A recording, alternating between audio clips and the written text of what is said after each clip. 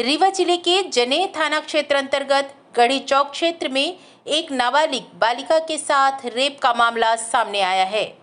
बालिका को इलाज के लिए रीवा के संजय गांधी स्मृति चिकित्सालय में भर्ती कराया गया है।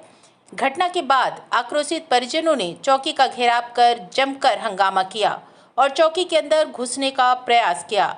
हालांकि पुलिस ने एक आरोपी को हिरासत में लिया है, जिससे पूछताछ की जा रही है।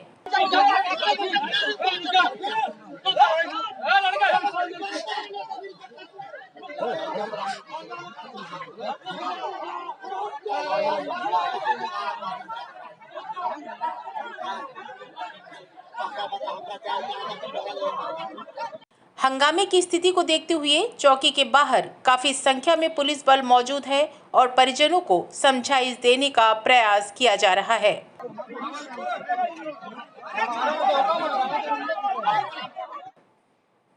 इस वक्त आप देख रहे हैं बुलेट रिपोर्टर। मध्य प्रदेश के रीवा से बड़ी अपडेट खबर। ये पूरा मामला जनेह थाना क्षेत्र अंतर्गत गढ़ी चौकी का है। शुक्रवार को 10 वर्षीय 5वीं की छात्रा अपने पड़ोस में रहने वाले बालक के साथ स्कूल से घर लौट रही थी। उसी दौरान उसी एरिया के रहने वाले बाइक सवार युवक छात्रा बालिका को घर छोड़ने के बहाने उसे बहला फुसला कर बाइक में बैठा लिया और सुनसान जगह ले जाकर उसके साथ दुष्कर्म की घटना को अंजाम देकर मौके से फरार हो गए। घटना के बाद किसी तरह बालिका अपने घर पहुंची और परिजनों को घटना की जानकारी दी।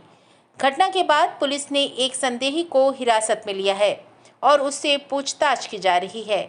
इस घटना के बाद शनिवार को आक्रोशित परिजनों ने चौकी का घेराव कर जमकर हंगामा किया और चौकी के अंदर घुसने का प्रयास भी किया।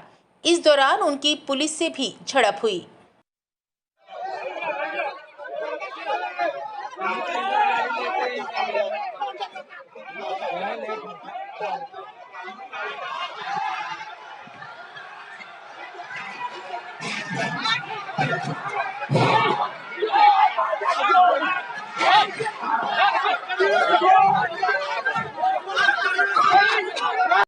परिजन आरोपी को चौकी से बाहर निकालकर उनके हवाले करने की मांग कर रहे थे।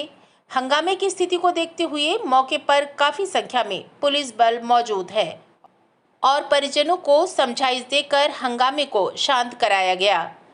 परिजन आरोपी को फांसी देने और घर गिराने की मांग को लेकर हंगामा कर रहे थे। बालिका को इलाज के लिए रीवा के संजय गांधी स्मृति चिकित्सालय में भर्ती कराया गया है, जहां पर उसकी हालत अब सामान्य बताई जा रही है।